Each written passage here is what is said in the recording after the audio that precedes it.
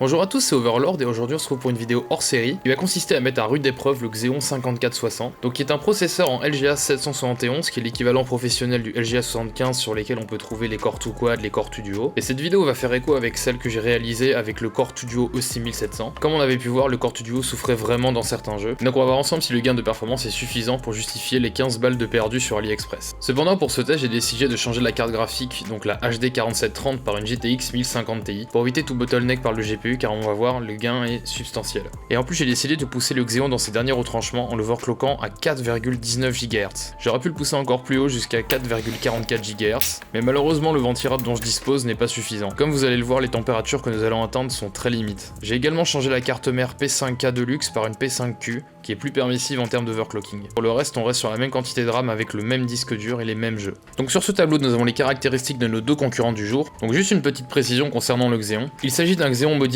en LGA 775 que l'on peut trouver sur AliExpress pour une petite quinzaine d'euros. Le mode est simplement une petite languette de couche électronique qui fait le lien entre différents pins du processeur, afin de le rendre compatible avec les cartes mères en LGA 775. Donc comme on peut voir, on gagne 2 cœurs et 267 MHz de FSB, 8 Go de cache L2 et 1,53 GHz si on compte l'overclocking. Selon CPU User Benchmark pour les performances stock, on a un gain de plus 66% en single core. Mais c'est aussi le rajout de 2 cœurs supplémentaires sur le processeur qui va beaucoup aider en jeu vidéo, notamment sur GTA V. Pour commencer, faisons un petit test sous l'environnement aéro de Windows 7. C'est plus pour la forme, mais cela nous permet de faire un petit comparatif avec la configuration de la vidéo précédente. On ne va pas comptabiliser le score graphique puisque la GTX 1050 Ti est sortie bien après la sortie de Windows 7 et donc est totalement overkill. Et pour le processeur, on peut voir qu'on passe d'un indice de 6.1 à 7.5, ce qui est presque le maximum atteignable pour cette échelle d'indice. Il y a juste l'indice de transfert des données qui n'a pas changé puisqu'il s'agit d'exactement le même disque dur. Et c'est donc parti pour voir ensemble les performances en jeu. Donc sur GTA V, le jeu est parfaitement jouable, même lorsqu'on conduit très vite, notamment en ville, où là c'est très demandeur au niveau du CPU. On a une moyenne autour des 40-50 images par seconde, même si lors de courses-poursuites avec des tirs d'armes à feu on peut descendre sous les 40 images par seconde, je pense que cela reste parfaitement jouable, même si on peut voir que sur le graphique on a plein de micro-stutters, ils ne se ressentent pas trop en gameplay, et on n'a pas quelque chose de majeur qui pourrait entacher l'expérience de jeu. On peut voir que GTA V est un jeu qui bénéficie largement de l'utilisation d'un quad-core.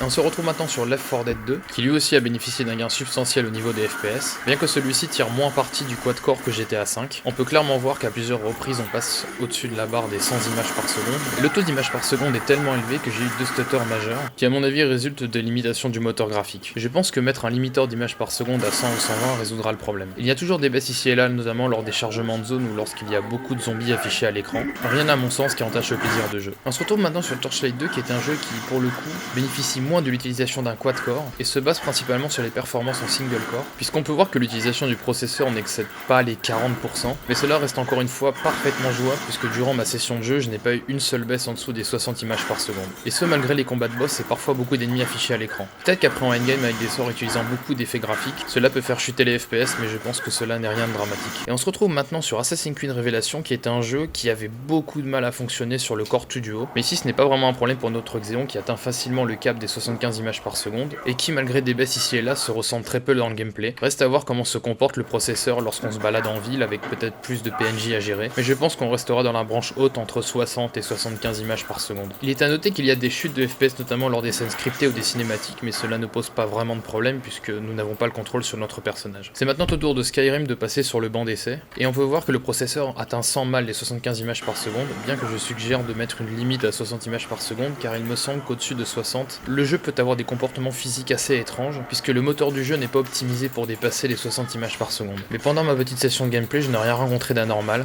après avoir le comportement également du processeur en ville, là où il y a plus de PNJ à afficher. C'est maintenant au tour de Tropico 4 de passer le test. Et là c'est à mon avis le jeu qui a gagné le plus en performance. Le Core 2 Duo peinait à afficher plus de 20 images par seconde, or là le gain est exponentiel puisqu'on passe à plus de 100 images par seconde, cœur de la ville là où le CPU est le plus sollicité, et lorsqu'on se balade un petit peu autour de la map ou lorsqu'on zoome, on atteint les 500 images par seconde. Même si j'ai laissé les jeux dans ses réglages précédents, c'est-à-dire en tout temps très faible, je trouve cela très impressionnant car on a l'impression d'être passé sur un nouveau socket et une toute nouvelle architecture. C'est à se demander si MSI Afterburner n'est pas totalement à côté de la plaque et affiche un nombre d'images par seconde indécent. C'est au tour maintenant de Empire Total War qui avec le Core 2 Duo ne se lançait pas du tout, et si au début de ma partie cela semblait plutôt prometteur, avec un très bon taux d'images par seconde malgré quelques ralentissements lorsqu'on zoome au sein de la bataille ou lors de combats assez intenses, j'ai rapidement déchanté en subissant plusieurs crashs lors de grosses batailles. Cependant il est possible que ce soit le client Steam in-game qui fasse crasher le jeu. Il me semble également que certains paramètres graphiques mis à fond peuvent être vecteurs de crash à répétition. Je pense donc que cela peut être parfaitement corrigé, mais il convient de faire tout de même attention. Et on se retrouve désormais sur Mount & Blade Warband, un jeu auquel j'ai beaucoup joué étant plus jeune. Et là le Xeon s'en sort plutôt bien puisqu'on maintient assez régulièrement les 60 images par seconde, hormis lors de grosses batailles où on peut passer sous les 50 images par seconde. Mais cela n'a rien de dramatique, et c'est également un jeu qui compte beaucoup sur la performance en single core, puisqu'on peut voir que lorsque le jeu descend sous les 60 images par seconde, l'utilisation des CPU ne dépasse pas les 35%. Et de manière générale, cela reste parfaitement jouable. J'ai ensuite voulu tester CSGO, mais je n'ai pas réussi à lancer le jeu, et ce malgré plusieurs checks d'intégrité des fichiers d'installation, et une réinstallation complète du jeu. N'étant pas particulièrement fan de ce jeu, j'ai préféré couper court à la tentative de le faire fonctionner. Et pour finir, c'est Rune of Magic qui passe sur le banc d'essai, et c'est également jouable bien que le jeu, comme vous avez pu voir sur mes différentes vidéos, est une purge en termes d'optimisation et a des chutes énormes malgré un processeur parfaitement capable. Donc on se retrouve parfois avec des chutes de FPS sans trop d'explications, mais cela n'entache pas la jouabilité du soft, d'autant plus que ce n'est pas un jeu qui nécessite des réflexes surhumains.